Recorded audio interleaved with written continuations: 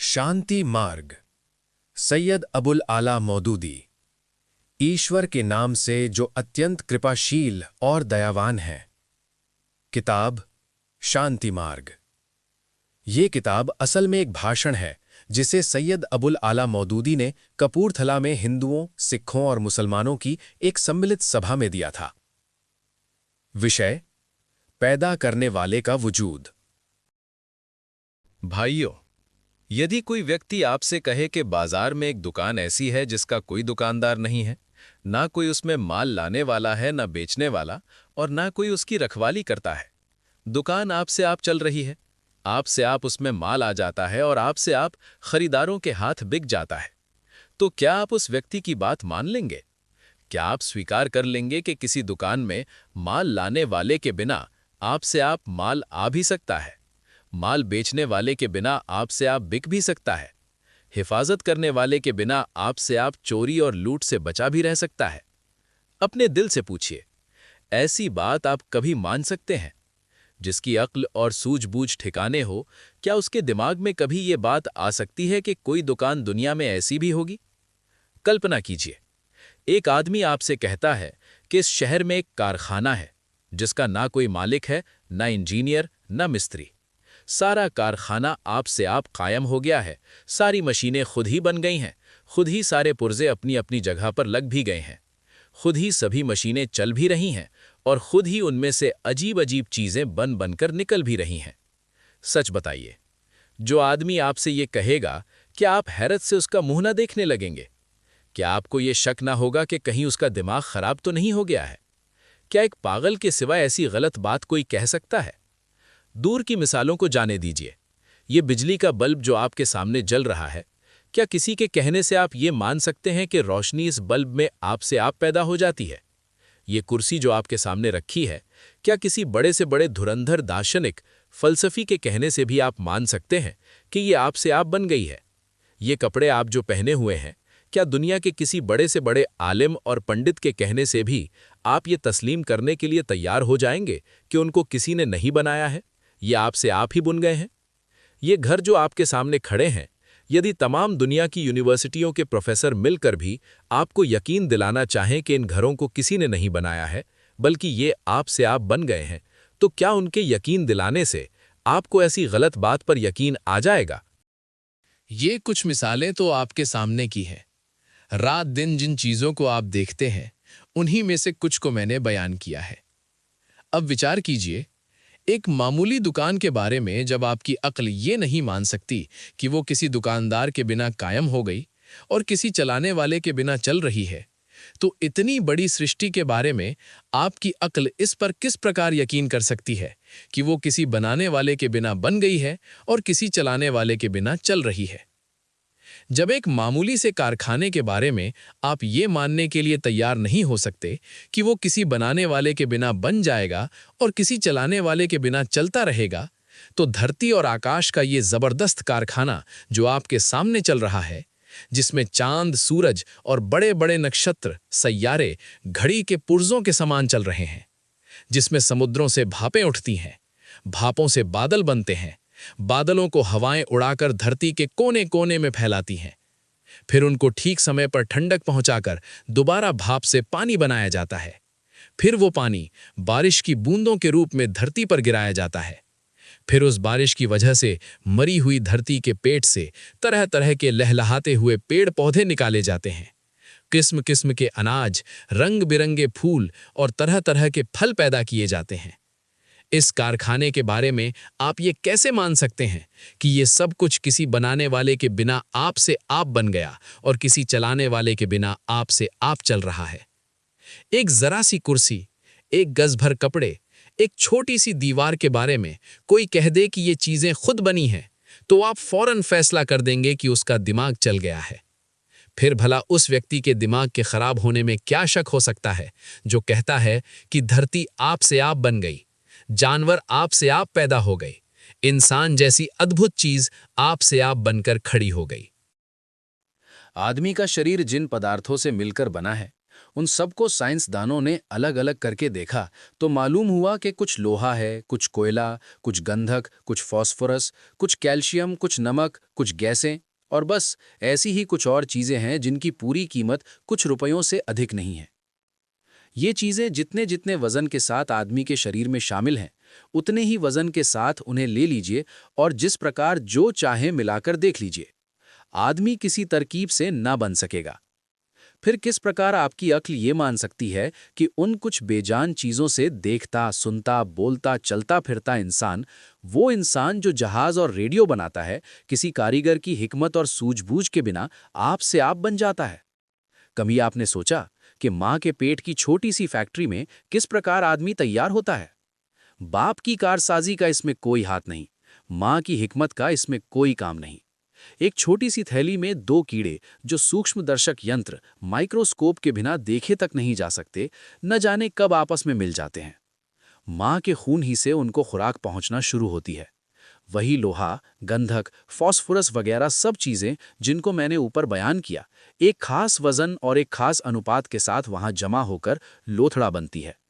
फिर उस लोथड़े में जहां आंखें बननी चाहिए वहां आंखें बनती हैं, जहां कान चाहिए वहां कान बनते हैं, जहां दिमाग बनना चाहिए वहां दिमाग बनता है, जहां दिल बनना चाहिए वहां दिल बनता है।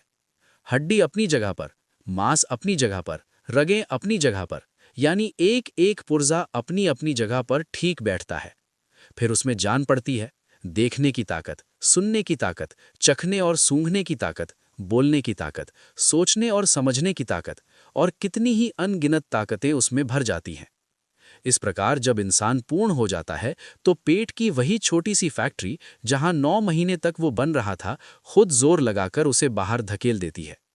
और संसार ये देखकर चकित रह जाता है कि इस फैक्ट्री में एक ही तरीके से लाखों इंसान रोज बनकर निकल रहे हैं, किंतु हर एक का नमूना भिन्न और अलग है।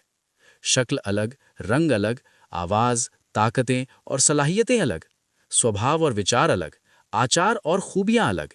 यानी एक ही पेट से निकले हुए दो सगे भाई तक एक दूसरे से नहीं मिलते।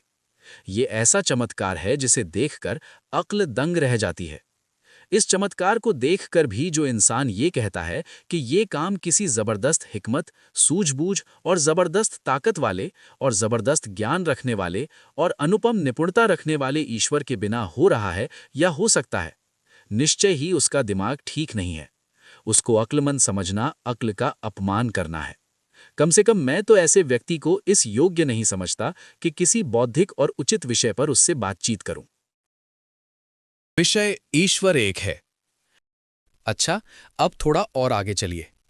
आप में से हर व्यक्ति की अक्ल इस बात की गवाही देगी कि दुनिया में कोई काम भी, चाहे छोटा हो या बड़ा, कभी सुव्यवस्थित और नियमित रूप से और निरंतरता के साथ नहीं चल सकता, जब तक कि कोई एक व्यक्ति उसका जिम्मेदार न हो।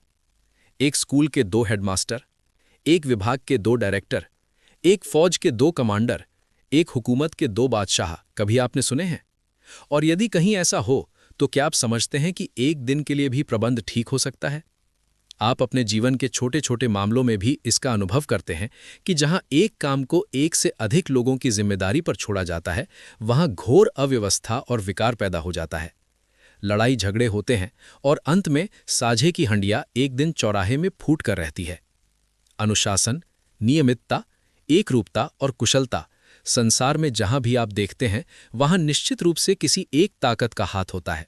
कोई एक ही व्यक्ति का अधिकार और प्रभुत्व होता है और किसी एक ही के हाथ में सारे कामों की बागडोर होती है। उसके बिना प्रबंध की आप कल्पना नहीं कर सकते। ये ऐसी सीधी बात है कि कोई व्यक्ति जो थोड़ी सी अक्ल भी रखता हो, इसे मानने में संकोच या हिचकिचाहट ना करेगा। इस बात को ध्यान में रखकर जरा अपने आसपास की दुनिया पर नजर डालिए।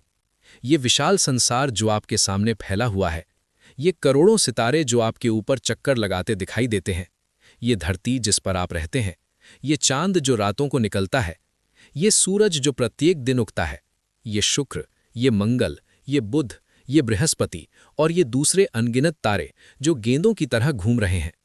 देखिए, इन सब के घूमने में कैसी सुदृढ़ और अटल नियमितता है।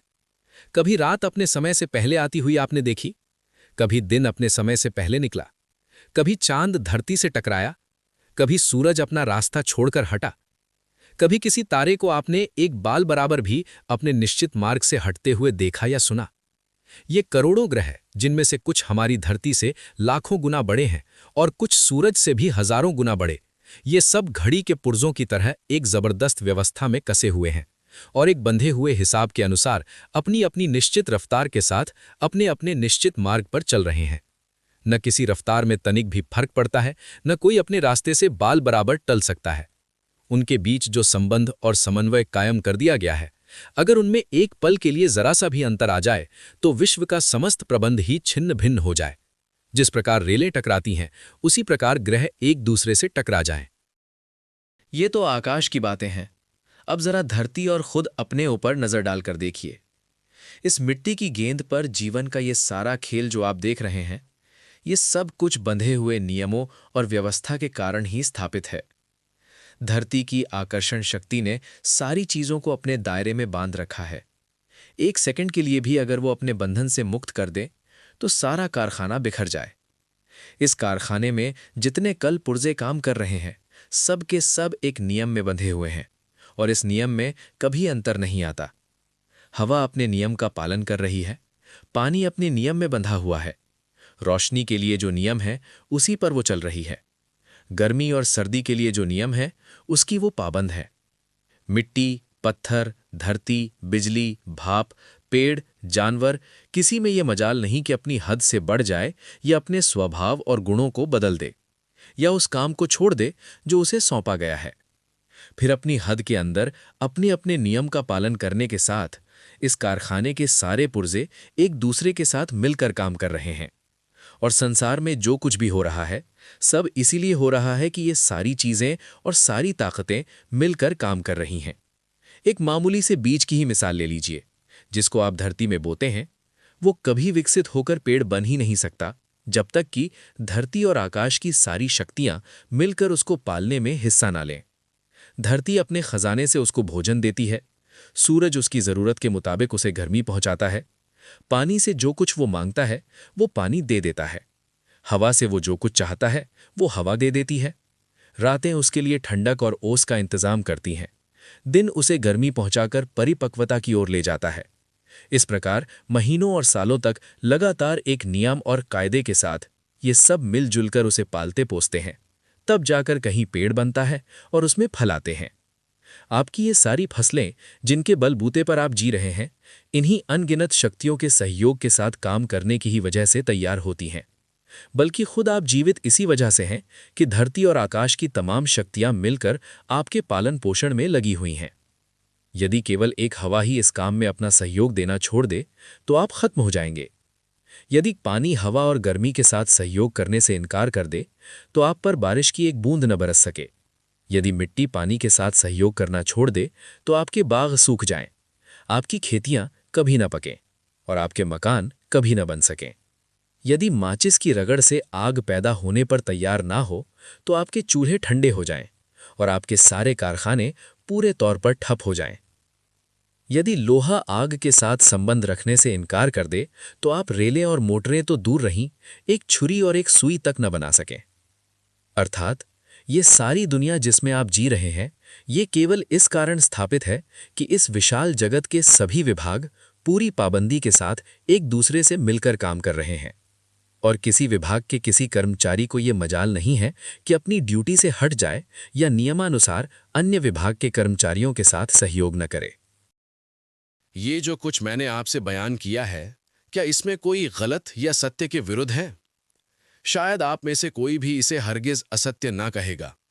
अच्छा, यदि ये सत्य है तो मुझे बताइए कि ये जबरदस्त प्रबंध, ये आश्चर्यजनक नियमितता, ये उच्च कोटि की एक रूपता, या आकाश और धरती की असीम एवं अनगिनत चीजों और शक्तियों में पूर्ण सामंजस्य का आखिर कारण क्या है? करोड़ों सालों से ये सृष्टि यूं ही स्थापित चली आ रही है। लाखों साल से इस धरती पर पेड़ पौधे उग रहे हैं, जीव जंतु पैदा हो रहे हैं और न जाने कब से इंसान इस धरती पर जी रहा है। कभी ऐसा ना हुआ कि चांद जमीन पर गिर जाता या जमीन सूरज से टकरा जाती। कभी रात और दिन के हिसाब में अंतर न आया। कभी हवा के विभाग की जल विभाग से लड़ाई न हुई। कभी पानी मिट्टी से न रूठा। कभी गर्मी ने आग से नाता न तोड़ा। आखिर इस सल्तनत के समस्त प्रांत, तमाम विभाग, कर्मचारी व श्रमिक क्यों इस प्रकार कानून और नियम का पालन किए चले जा रहे हैं? क्यों उनमें लड़ाई नहीं होती? क्यों विद्रोह उत्पन्न नहीं होता? किस कारण से ये एक व्यवस्था में बंधे हुए हैं? इसका उत्तर अपने दिल से पूछिए। क्या वो गवाही नहीं देता कि एक ही ईश्वर इस सारे विश्व का प्रभु और शासक है? एक ही का आदेश सब पर चल रहा है। एक ही है जिसकी जबरदस्त शक्ति ने सबको अपने नियम और कायदे में बांध रखा है। यदि 10-20 नहीं, 2 ईश्वर भी इस विश्व के मालिक होते तो ये व्यवस्था इस नियमित रूप से कभी न चल सकती। एक मामूली से स्कूल का प्रबंध तो 2 हेडमास्टरों की हेडमास्टरी सहन नहीं कर सकता। फिर भला इतनी बड़ी जमीन और आकाश की सल्तनत 2 प्रभुओं की प्रभुता और 2 खुदा की खुदाई में कैसे चल सकती थी? अतः केवल इतना ही सत्य नहीं है कि ये विश्व किसी बनाने वाले के बिना नहीं बना है, बल्कि ये भी सत्य है कि इसको एक ही ने बनाया है। सत्य केवल इतना ही नहीं है कि इस विश्व का प्रबंध बिना किसी शासक के नहीं हो रहा है, बल्कि ये भी सत्य है कि वो शासक एक ही है। प्रबंध की सुव्यवस्था साफ कह रही है कि यहां एक के सिवा किसी के हाथ में राज्य के अधिकार नहीं है।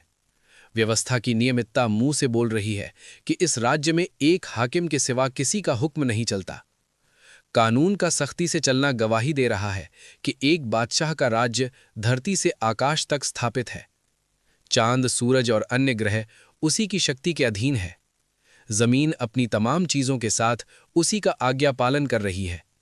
हवा उसी की गुलाम है, पानी उसी का दास है, नदी और पहाड़ उसी के अधीन है, पेड़ और जीव जंतु उसी की आज्ञा का पालन कर रहे हैं। मनुष्य का जीना और मरना उसी के अधिकार में है।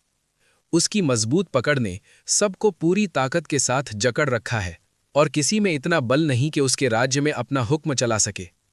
वास्तव में इस संपूर्ण व्यवस्था में एक से अधिक हाकिमों के लिए गुंजाइश ही नहीं है। व्यवस्था में प्रकृति ये चाहती है कि आज्ञा लागू करने में कण मात्र भी कोई उसका भागीदार ना हो।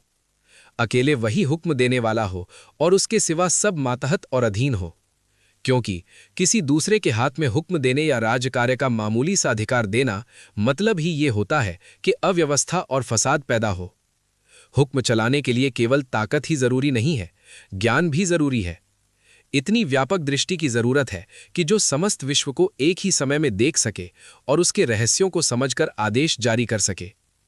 अगर जगत स्वामी की सिवा कुछ छोटे छोटे खुदा ऐसे होते जो संपूर्ण विश्व को देखने वाली नजर तो न रखते, किंतु उन्हें संसार के किसी हिस्से या किसी मामले में अपना हुक्म चलाने का अधिकार प्राप्त होता, तो ये धरती और आकाश का सारा कारखाना छिन्न भिन्न होकर रह जाता। एक मामूली मशीन के बारे में भी आप जानते हैं कि यदि किसी ऐसे व्यक्ति को उसमें हस्तक्षेप का अधिकार दे दिया जाए जो उससे भली भांति परिचित ना हो, तो वो उसे बिगाड़ कर रख देगा।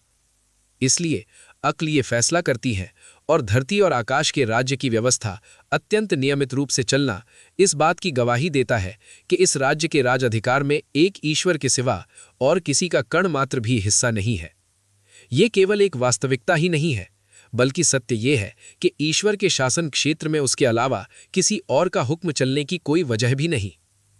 जिनको उसने अपनी शक्ति से उत्पन्न किया है, जो उसकी रचना है, जिनका अस्तित्व उसकी दया पर आधारित है, जो उससे अलग होकर स्वयं अपने बलबूते पर एक क्षण के लिए भी मौजूद नहीं रह सकते, उनमें से किसी की ये हैसियत कब हो सकती है कि खुदाई में उसका हिस्सेदार बन जाए? क्या किसी नौकर को आपने मिल्कियत में मालिक का साधी होते देखा है? क्या आपकी अक्ल में ये बात आती है कि कोई मालिक अपने गुलाम को अपना साझी बनाएगा? क्या खुद आप में से कोई व्यक्ति अपने नौकरों में से किसी को अपनी जायदाद में या अपने अधिकारों में हिस्सेदार बनाता है? इस बात पर जब आप विचार करेंगे तो आपका दिल गवाही देगा कि खुदा के इस राज्य में किसी बंदे को स्वतंत्र रूप से शासन का कोई अधिकार प्राप्त ही नहीं है। ऐसा होना न केवल वास्तविकता के विरुद्ध है, न केवल अक्ल और प्रकृति के विरुद्ध है, बल्कि सत्य के विरुद्ध भी है। इंसान की बर्बादी की असल वजह। सज्जनों, ये वे बुनियादी तथ्य हैं जिन पर इस संसार की संपूर्ण व्यवस्था चल रही है। आप इस संसार से अलग नहीं हैं, बल्कि उसके अंदर उसके एक अंश की हैसियत से रहते हैं। अतः आपके जीवन के लिए भी ये तथ्य इसी प्रकार बुनियादी है जिस प्रकार सारे संसार के लिए है। आज ये प्रश्न आप में से हर व्यक्ति के लिए और संसार के तमाम इंसानों के लिए एक चिंताजनक गुत्थी बना हुआ है कि आखिर हम इंसानों के जीवन से शांति और चैन क्यों विदा हो गया है। क्यों प्रतिदिन मुसीबतें और परेशानियां हम पर आ रही हैं। क्यों हमारे जीवन में सब कुछ बिगड़ गया है। राष्ट्र राष्ट्रों से टकरा रहे हैं। देश देश में खींचातानी हो रही है। इंसान इंसान के लिए भेड़ियों बन गया है। लाखों लोग लड़ाइयों में मारे जा रहे हैं। करोड़ों और अरबों के व्यापार तहस नहस हो रहे हैं। बस्तियां की बस्तियां उजड़ रही हैं। ताकतवर कमजोरों को खाए जाते हैं। मालदार गरीबों को लूट लेते हैं। राज्य में अत्याचार है। अदालत में अन्याय है। धन में उन्माद और बदमस्ती है। सत्ता में अहंकार और घमंड है। दोस्ती में बेवफाई है। अमानत में खयानत है। आचार व्यवहार में सत्यता नहीं रही। इंसान पर से इंसान का विश्वास उठ गया। धर्म की आड़ में अधर्म हो रहा है। आदम के बच्चे असंख्य गरोहों में बटे हुए हैं और हर गरोह दूसरे गरोह को धोखा, अत्याचार और बेईमानी, हर संभव तरीके से नुकसान पहुंचाना, नेकी और पुण्य का काम समझ रहा है। आखिर इन सारी खराबियों और बुराइयों की वजह क्या है? खुदा की खुदाई में जिस ओर भी हम देखते हैं, शांति ही शांति दिखाई देती है। नक्षत्रों में शांति है, हवा में शांति है, पानी में शांति है, पेड़ों और जीव जंतुओं में शांति है। पूरे जगत का प्रबंध पूरी शांति के साथ चल रहा है। कहीं अव्यवस्था या अशांति का चिन्ह नहीं पाया जाता है। मगर इंसान ही की जिंदगी क्यों इस ईश्वरीय देन से वंचित हो गई है? ये एक बड़ी समस्या है जिसे हल करने में लोगों को बड़ी परेशानियों का सामना करना पड़ रहा है। किंतु मैं पूरे यकीन और इत्मीनान के साथ उसका जवाब देना चाहता हूं। मेरे पास इसका संक्षिप्त उत्तर यह है कि आदमी ने अपने जीवन को वास्तविकता और सत्यता के विरुद्ध बना दिया है। इसलिए वो परेशानी उठा रहा है और जब तक वो फिर उसे वास्तविकता के अनुसार न बनाएगा, कभी चैन न पा सकेगा। आप चलती हुई रेल के दरवाजे को अपने घर का दरवाजा समझ बैठे और उसे खोलकर बेझिझक इस प्रकार बाहर निकल आएं जैसे अपने मकान के आंगन में पांव रख रहे हैं, तो आपकी इस नासमझी से न रेल का दरवाजा घर का दरवाजा बन जाएगा और न वो मैदान जहां आप गिरेंगे आपके घर का आंगन सिद्ध होगा। आपके अपनी जगह कुछ समझ बैठने से हकीकत जरा भी न बदलेगी। तेज दौड़ती हुई रेल के दरवाजे से जब आप बाहर पधारेंगे तो उसका जो नतीजा सामने आना है वही सामने आकर रहेगा। चाहे टांग टूटने और सिर फूटने के बाद भी आप ये स्वीकार न करें कि आपने जो कुछ समझा था गलत था। ठीक इसी तरह अगर आप ये समझ बैठें कि इस दुनिया का कोई ईश्वर नहीं है, या आप खुद अपने ईश्वर बन बैठें, या ईश्वर के अलावा किसी और का प्रभुत्व मान लें, तो आपके ऐसा समझने या मान लेने से सच्चाई कभी नहीं बदलेगी। ईश्वर ईश्वर ही रहेगा। इसका विराट साम्राज्य, जिसमें आप केवल प्रजा और जनता के रूप में रहते हैं, पूरे अधिकारों के साथ उसी के कब्जे में रहेगा। अलबत्ता आप अपनी इस गलतफहमी की वजह से जिंदगी गुजारने का जो तरीका इख्तियार करेंगे, उसका बहुत ही बुरा नतीजा आपको भुगतना पड़ेगा। चाहे आप कष्ट उठाने के बाद भी अपनी इस गलत जिंदगी को अपने तौर पर सत्य ही समझते रहें। पहले जो कुछ मैं कह चुका हूं उसे तनिक अपने दिमाग में फिर ताज़ा कर लीजिए। पूरे जगत का ईश्वर किसी के बनाने से पूरे जगत का ईश्वर नहीं बना है। वो इसका मोहताज नहीं है कि आप उसकी खुदाई माने तो ये खुदा हो। आप चाहे माने या ना माने, वो तो स्वयं खुदा है। उसका राज और प्रभुत्व स्वयं अपने बल पर कायम है। उसने आपको और इस विश्व को खुद बनाया है। ये धरती, ये चांद, ये सूरज और ये सारी सृष्टि उसके हुक्म की पाबंद है। इस सृष्टि में जितनी शक्तियां काम कर रही हैं, सब उसके हुक्म की पाबंद है। वे सारी चीजें जिनके बल पर आप जिंदा हैं, उसी के अधिकार सूत्र में बंधी हैं। खुद आपका अपना वजूद उसके अधिकार में है। इस सत्य को आप किसी प्रकार बदल नहीं सकते। आप इसको ना माने तब भी ये सत्य है। आप इससे आंखें बंद कर लें तब भी ये सत्य है। आप इसके सिवा कुछ और समझ बैठें तब भी ये सत्य है। इन सब स्थितियों में सत्य का तो कुछ भी नहीं बिगड़ता। अलबत्ता फर्क ये होता है कि यदि आप इस सत्य को स्वीकार करके अपनी वही हैसियत मान लें जो इस सत्य के अनुसार वास्तव में आपकी है, तो आपका जीवन ठीक होगा। आपको चैन मिलेगा, शांति मिलेगी, संतोष और इत्मीनान नसीब होगा और आपके जीवन में सब कुछ ठीक चलेगा। और अगर आपने इस सत्य के विरुद्ध कोई और हैसियत अपनाई तो अंजाम वही होगा जो चलती हुई रेल के दरवाजे को अपने घर का दरवाजा समझकर पांव बाहर निकालने का होता है। चोट आप खुद खाएंगे, टांग आपकी टूटेगी, सिर आपका फटेगा, तकलीफ आपको पहुंचेगी। सत्य जैसा था वैसा ही रहेगा। आप पूछेंगे कि इस सत्य के अनुसार हमारी सही हैसियत क्या है। मैं कुछ शब्दों में उसकी तफसील बयान कर देता हूं। अगर किसी नौकर को आप तनख्वाह देकर पाल रहे हो तो बताइए उस नौकर की असली हैसियत क्या है। यही ना कि वो आपकी नौकरी करे, आपकी आज्ञा का पालन करे, आपकी इच्छा अनुसार काम करे और नौकरी की सीमा से न बढ़े। नौकर का काम आखिर नौकरी के सिवा क्या हो सकता है। आप अगर अफसर हो और कोई आपका मातहत और अधीन हो तो अधीन का काम क्या है। यही ना कि वो आज्ञा पालन करे, अफसरों की हवा में ना रहे। अगर आप किसी जायदाद के मालिक हों तो उस जायदाद में आपकी इच्छा और मर्जी क्या होगी। यही ना कि उसमें आपकी इच्छा चले, जो कुछ आप चाहें वही उसमें हो और आपकी इच्छा के विरुद्ध पत्ता न हिल सके। यदि आप पर कोई सत्ता अधिकार जमाए हुए हो और तमाम शक्तियां उसके साथ में हो तो ऐसे शासन के होते हुए आपकी हैसियत क्या हो सकती है। यही ना कि आप सीधी तरह प्रजा बनकर रहना स्वीकार करें और शासन के नियम के आज्ञा पालन से कदम बाहर ना निकालें। बादशाह के राज्य के अंदर रहते हुए अगर आप स्वयं अपनी बादशाही का दावा करेंगे या किसी दूसरे की बादशाही मानकर उसके हुक्म पर चलेंगे तो आप विद्रोही होंगे और विद्रोही के साथ जो बर्ताव किया जाता है वो आपको मालूम ही है। इन मिसालों से आप खुद समझ सकते हैं कि खुदा की इस सल्तनत में आपकी सही हैसियत क्या है। आपको उसने बनाया है। स्वाभाविक रूप से आपका काम इसके सिवाय कुछ नहीं है कि अपने बनाने वाले की इच्छा पर चलें। आपको वो पाल रहा है और उसी खजाने से आप तनख्वाह ले रहे हैं। आपकी कोई हैसियत इसके सिवा नहीं है कि आप उसके नौकर हैं। आपका और सारी दुनिया का शासक वही है। उसके शासन में आपकी हैसियत आज्ञाकारी और मातहत के सिवा और क्या हो सकती है। ये धरती और आकाश सब उसकी मिल्कियत हैं। इस मिल्कियत में उसी की मर्जी चलेगी और उसी की चलनी चाहिए। आपको यहां अपनी मर्जी चलाने का कोई हक नहीं है। यदि आप अपनी मर्जी चलाने की कोशिश करेंगे तो मुंह की खाएंगे। इस सल्तनत में उसका शासन उसके अपने बल पर कायम है।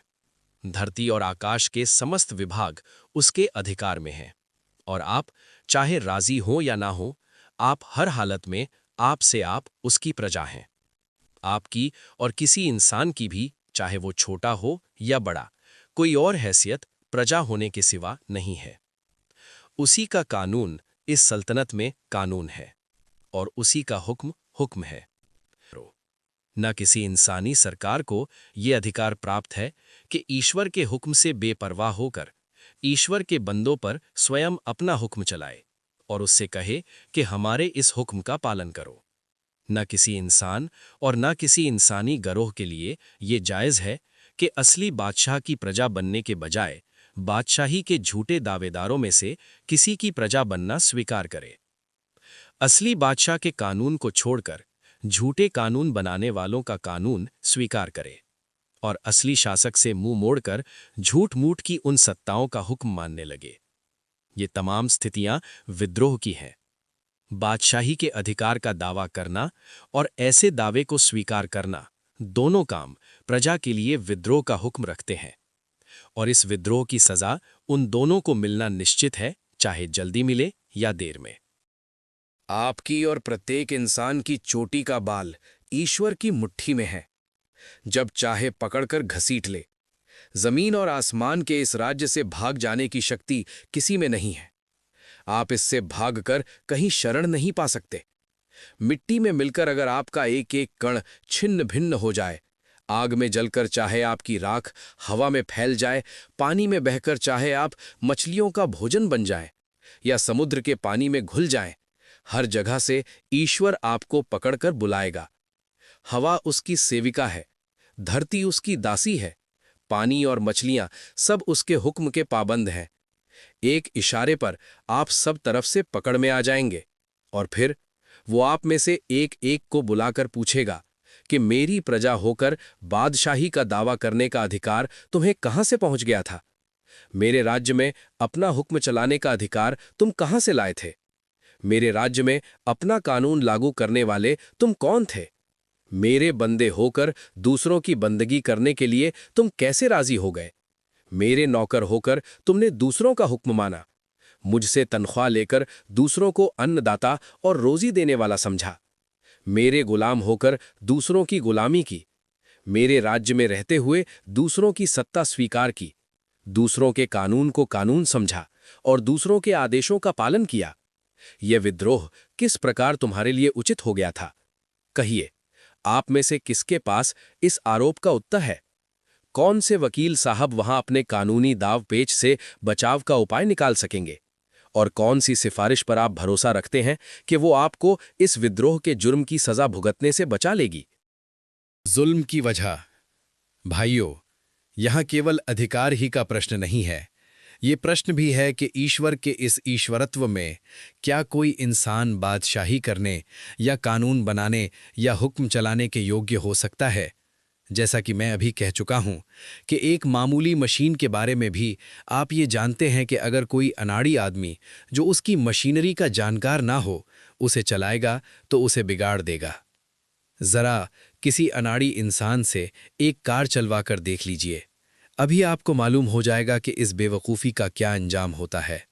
अब खुद सोचिए कि लोहे की एक मशीन का हाल जब ये है कि सही जानकारी के बिना उसका इस्तेमाल नहीं किया जा सकता, तो इंसान जिसकी मनोवृत्तियां अत्यंत उलझी हुई हैं, जिसके जीवन के मामले बेशुमार पहलू रखते हैं और हर पहलू में लाखों गुत्थियां हैं, उसकी उलझी हुई मशीनरी को वे लोग क्या चला सकते हैं जो दूसरों को जानना और समझना तो एक तरफ, खुद अपने आप को भी अच्छी तरह नहीं जानते, नहीं समझते। ऐसे अनाड़ी जब विधान निर्माता और कानून साज बन बैठेंगे और ऐसे नादान जब इंसान के जीवन की ड्राइवरी करने पर तैयार होंगे, तो क्या इसका अंजाम किसी अनाड़ी आदमी के कार चलाने के अंजाम से कुछ भी भिन्न हो सकता है? यही वजह है कि जहां ईश्वर के बजाय इंसानों का बनाया हुआ कानून माना जा रहा है और जहां ईश्वर के आज्ञापालन से बेपरवाह होकर मनुष्य हुक्म और आदेश दे रहे हैं और मनुष्य उनका आज्ञापालन कर रहे हैं, वहां किसी जगह भी शांति नहीं है, किसी जगह भी आदमी को सुख प्राप्त नहीं है, किसी भी जगह इंसानी जिंदगी की कल सीधी नहीं चलती। रक्तपात और हत्याएं हो रही हैं, अत्याचार और अन्याय हो रहा है, लूट खसोट का बाजार गर्म है, आदमी का खून आदमी चूस रहा है, अखलाक और सदाचार तबाह हो रहे हैं, सेहत और तंदुरुस्ती नष्ट हो रही है। सारी शक्तियां जो ईश्वर ने मनुष्य को दी थीं, मनुष्य के लाभ के बजाय उसके विनाश और बर्बादी में खर्च हो रही हैं। ये स्थायी नरक जो इसी दुनिया में इंसान ने अपने लिए खुद अपने हाथों बना लिया है, उसकी वजह इसके सिवा और नहीं है कि उसने बच्चों के समान शौक में आकर इस मशीन को चलाने की कोशिश की जिसके कल पुर्जों से वो परिचित ही नहीं। इस मशीन को जिसने बनाया है वही इसके रहस्यों को जानता है, वही इसकी प्रकृति से परिचित है, उसी को भली भांति मालूम है कि ये किस प्रकार ठीक चल सकती है।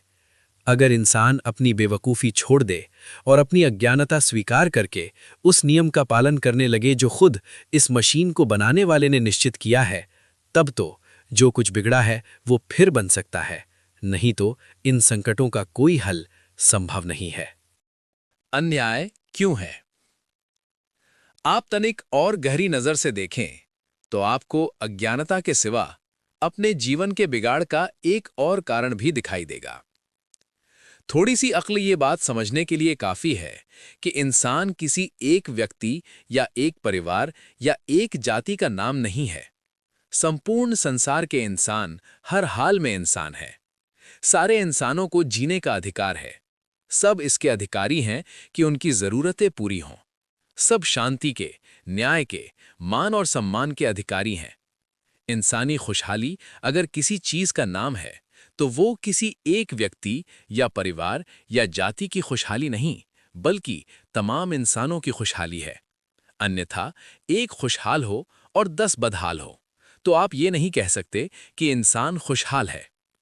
कल्याण अगर किसी चीज को कहते हैं तो वो सारे इंसानों का कल्याण है, न कि किसी एक वर्ग या एक जाति का। एक के कल्याण और 10 के विनाश को आप मानव कल्याण नहीं कह सकते। इस बात को अगर आप सही समझते हैं तो विचार कीजिए कि मानव कल्याण और खुशहाली किस प्रकार प्राप्त हो सकती है। मेरी राय में इसका कोई उपाय इसके सिवा नहीं है कि मानव जीवन के लिए नियम वो बनाए जिसकी नज़र में सारे इंसान एक समान हों। वो सबके हक और अधिकार को न्याय के साथ निश्चित करे। वो खुद ना तो अपना कोई व्यक्तिगत स्वार्थ रखता हो और ना किसी परिवार या वर्ग के या किसी देश या जाति के लाभ से संबंधित हो। सब के सब हुक्म उसी का माने जो हुक्म देने में ना अपनी अज्ञानता के कारण भूल करे, ना अपनी इच्छाओं और ख्वाहिशों के कारण राज्याधिकारों से अनुचित लाभ उठाए, और ना एक का दुश्मन और दूसरे का दोस्त, एक का पक्षपाती और दूसरे का विरोधी, एक की ओर झुका और दूसरे से खिंचा हो। केवल इसी व्यवस्था में न्याय स्थापित हो सकता है। इसी तरह सारे इंसानों, सभी जातियों, सभी वर्गों और सभी दलों को उनके उचित अधिकार मिल सकते हैं, और यही एक उपाय है जिससे अन्याय मिट सकता है। अब मैं पूछता हूं कि संसार में कोई इंसान भी ऐसा बेलाग, ऐसा निष्पक्ष, ऐसा निस्वार्थ और इतना अधिक मानव दुर्बलताओं से उच्चतर हो सकता है? शायद आप में से कोई व्यक्ति मेरे इस प्रश्न के उत्तर में हां कहने का साहस न करेगा। यह महान विशेषता केवल ईश्वर के लिए ही है, कोई दूसरा इस विशेषता का नहीं है। इंसान चाहे कितना ही उदार हृदय क्यों ना हो, तब भी वो अपने कुछ व्यक्तिगत स्वार्थ रखता है, कुछ मनोकामनाएं रखता है। किसी से उसका संबंध अधिक है और किसी से कम, किसी से प्रेम है और किसी से नहीं है, किसी से उसका लगाव है और किसी से नहीं है। इन दुर्बलताओं से कोई इंसान परे नहीं हो सकता। यही वजह है कि जहां ईश्वर के स्थान पर इंसान का नियम माना जाता है और ईश्वर के स्थान पर इंसानों की आज्ञा पालन किया जाता है, वहां किसी न किसी रूप में अत्याचार और अन्याय अवश्य पाया जाता है। उन राज परिवारों को देखिए जो जबरदस्ती अपनी शक्ति के बलबूते पर विशेष अधिकार प्राप्त किए हुए हैं। उन्होंने अपने लिए वो सामान, वो ठाठ, वो आमदनी, वे अधिकार खास कर लिए हैं जो दूसरों के लिए नहीं हैं। ये कानून से परे हैं। इनके विरुद्ध कोई दावा नहीं किया जा सकता। ये चाहें कुछ करें, इनके विरुद्ध कोई कार्यवाही नहीं की जा सकती। कोई अदालत उनके नाम सम्मन नहीं भेज सकती। दुनिया देखती है कि ये गलतियां करते हैं, किंतु कहा यह जाता है और मानने वाले भी मान लेते हैं कि सत्ता पर आसीन व्यक्ति गलती से पाक हैं। दुनिया देखती है कि ये साधारण इंसान हैं, जैसे और इंसान होते हैं, किंतु वो ईश्वर बनकर सबसे ऊंचे बैठते हैं और लोग उनके सामने यूं हाथ बांधे, सिर झुकाए, डरे सहमे खड़े होते हैं, जैसे उनकी जीविका, उनका जीवन, उनकी मौत सब उनके हाथ में है। ये प्रजा का पैसा अच्छे और बुरे हर प्रकार से समेटते हैं और अपने महलों पर, अपनी सवारियों पर, अपने ऐशो आराम और भोग विलास और अपने मनोरंजनों पर बेझिझक लुटाते हैं। उनके कुत्तों को वो रोटी मिलती है जो कमाकर देने वाली जनता को नसीब नहीं होती। क्या ये न्याय है? क्या ये नियम किसी ऐसे न्यायवान का बनाया हुआ हो सकता है जिसकी नज़र में सब इंसानों के हक और अधिकार और लाभ समान हो? इन पंडितों और पीरों को देखिए, इन नवाबों और राजाओं को देखिए, इन जागीरदारों और जमींदारों को देखिए, इन साहूकारों और महाजनों को देखिए। ये सब वर्ग अपने आप को आम इंसानों से उच्च समझते हैं। उनके जोर और असर से जितने नियम संसार में बने हैं, वे उन्हें ऐसे अधिकार देते हैं जो आम इंसानों को नहीं दिए गए। ये पवित्र है और दूसरे अपवित्र, ये शिष्ट हैं और दूसरे अशिष्ट, ये ऊंचे हैं और दूसरे नीचे, ये लूटने वाले हैं और दूसरे लूटने के लिए। इनके मन की इच्छाओं पर लोगों की जान, माल, इज्जत, आबरू, हर एक चीज भेंट चढ़ा दी जाती है। क्या ये नियम किसी न्यायकर्ता के बनाए हुए हो सकते हैं? क्या इनमें खुले तौर पर स्वार्थ और पक्षपात दिखाई नहीं देता? इन शासक लोगों को देखिए जो अपनी शक्ति के बल पर दूसरे लोगों को गुलाम बनाए हुए हैं। उनका कौन सा नियम और कौन सा विधान ऐसा है जिसमें स्वार्थ शामिल नहीं है? ये अपने आप को सबसे ऊंचा इंसान कहते हैं, बल्कि वास्तव में केवल अपने ही को इंसान समझते हैं। उनके निकट कमज़ोर जातियों के लोग या तो इंसान ही नहीं हैं या यदि हैं तो निचले दर्जे के हैं। ये हर हैसियत से अपने आप को दूसरों से ऊंचा ही रखते हैं और अपने स्वार्थों पर दूसरों के लाभ को भेंट चढ़ाना अपना अधिकार समझते हैं। उनके जोर और प्रभाव से जितने नियम और विधान संसार में बने हैं, उन सब में ये रंग मौजूद है। ये कुछ मिसालें मैंने सिर्फ इशारे के तौर पर दी हैं। विस्तार का यहां अवसर नहीं है। मैं केवल ये बात आपके मस्तिष्क में बिठाना चाहता हूं कि दुनिया में जहां भी इंसान ने कानून बनाया है, वहां अन्याय अवश्य हुआ है। कुछ इंसानों को उनके उचित अधिकार से बहुत अधिक दिया गया है और कुछ इंसानों के अधिकार ना केवल हड़प लिए गए हैं, बल्कि उन्हें इंसानियत के दर्जे से गिरा देने में भी संकोच नहीं किया गया है। इसकी वजह इंसान की ये कमजोरी है कि वो जब किसी मामले का फैसला करने बैठता है तो उसके दिल और दिमाग पर खुद का या अपने खानदान का या अपनी नस्ल का या अपने वर्ग का या अपनी जाति ही के हित का ध्यान छाया रहता है। दूसरों के हक और लाभ के लिए उनके पास वो हमदर्दी की नजर नहीं होती जो अपनों के लिए होती है। मुझे बताइए, क्या इस अन्याय का कोई इलाज इसके सिवा संभव है कि सारे इंसानी कानूनों को जलमग्न कर दिया जाए और उस ईश्वर की कानून को हम सब स्वीकार कर लें जिसकी नज़र में एक इंसान और दूसरे इंसान के बीच कोई भेद नहीं?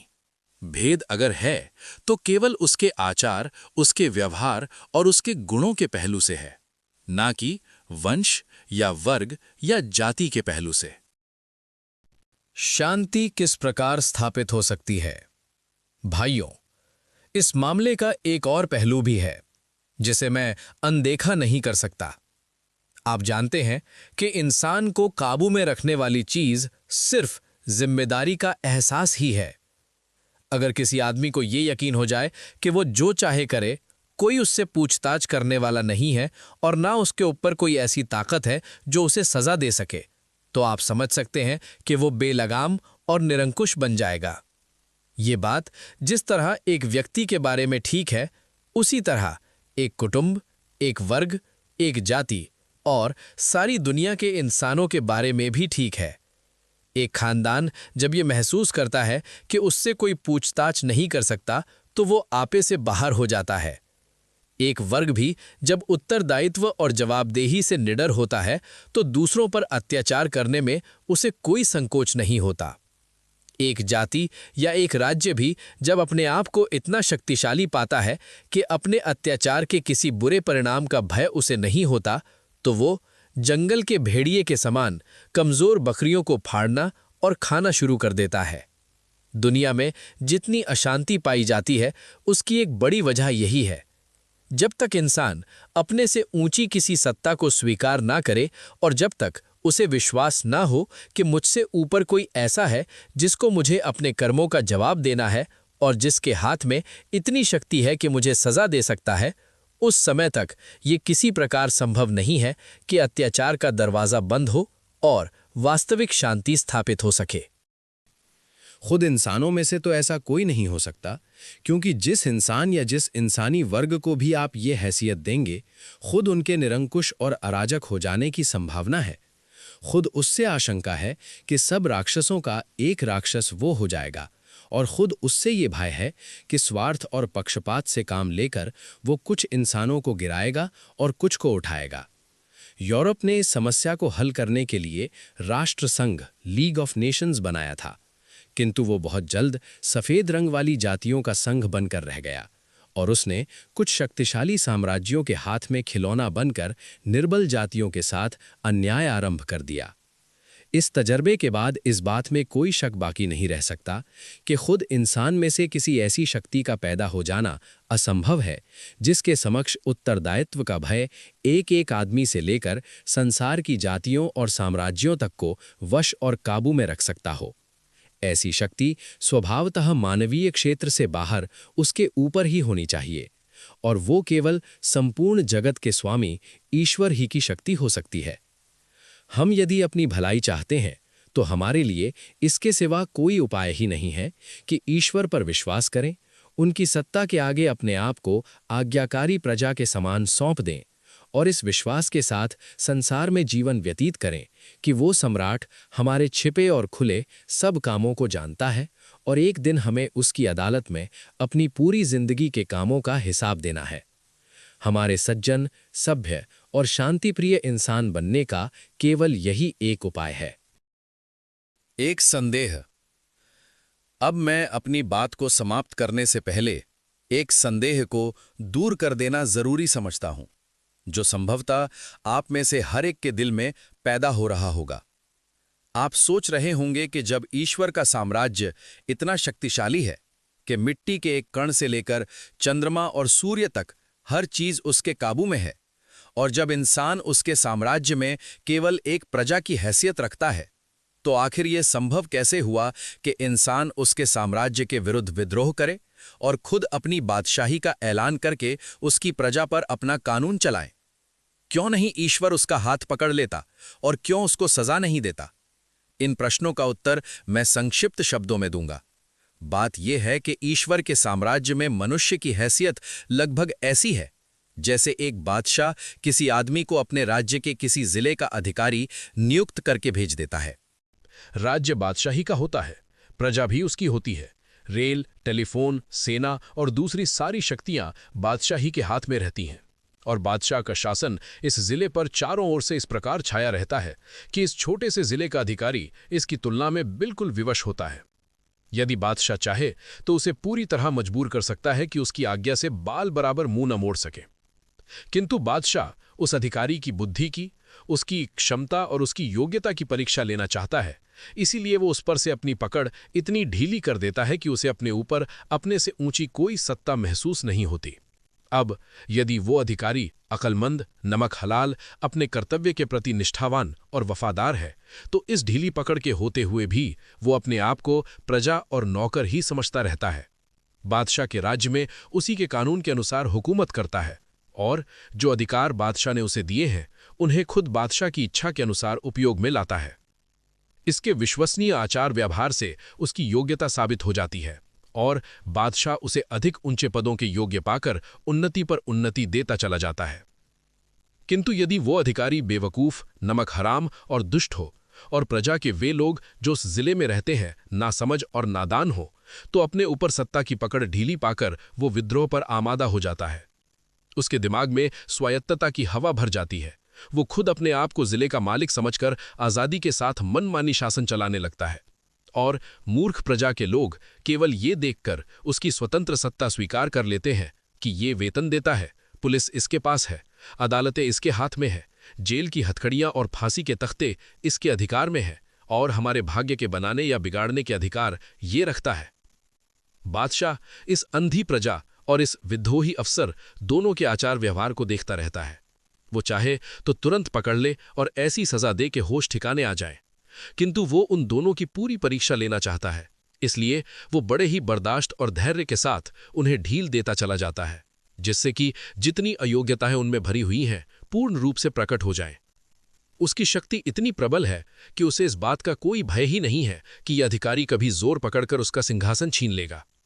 उसे इस बात की भी कोई आशंका नहीं कि ये विद्रोही और नमक हराम लोग उसकी पकड़ से निकलकर कहीं भाग जाएंगे। इसलिए उसे जल्दबाजी के साथ फैसला कर लेने की कोई जरूरत नहीं। वो वर्षों बल्कि शताब्दियों तक ढील देता रहता है, यहां तक कि जब ये लोग अपनी पूरी दुष्टता प्रकट कर चुकते हैं और अपनी कसर उनके प्रकट होने में नहीं रहती, तब वो एक दिन अपना प्रकोप उस पर भेजता है, और वो ऐसा समय होता है कि कोई उपाय उस समय उन्हें उसके प्रकोप से नहीं बचा सकता। सज्जनों, मेरी और आपकी और ईश्वर के बनाए हुए इन अधिकारियों की इसी तरह आजमाइश हो रही है। हमारी अकल की, हमारी क्षमता और बर्दाश्त की, हमारी कर्तव्य निष्ठा की, हमारी वफादारी की कठिन परीक्षा हो रही है। अब हम में से हर इंसान को खुद फैसला करना चाहिए कि वो अपने असली मालिक का नमक हलाल अधिकारी या प्रजा बनना पसंद करता है या नमक हराम। मैंने अपने लिए नमक हलाल बनने का फैसला कर लिया है, और मैं हर उस इंसान का विद्रोही हूं जो ईश्वर का विद्रोही है। आप अपने फैसले में आज़ाद हैं, चाहे ये रास्ता अपनाएं या वो। एक और वे लाभ और हानियां हैं जो ईश्वर के ये विद्रोही नौकर पहुंचा सकते हैं, और दूसरी ओर वे लाभ और हानियां हैं जो ईश्वर स्वयं पहुंचा सकता है। दोनों में से जिसको आप चुनना चाहें, चुन सकते हैं।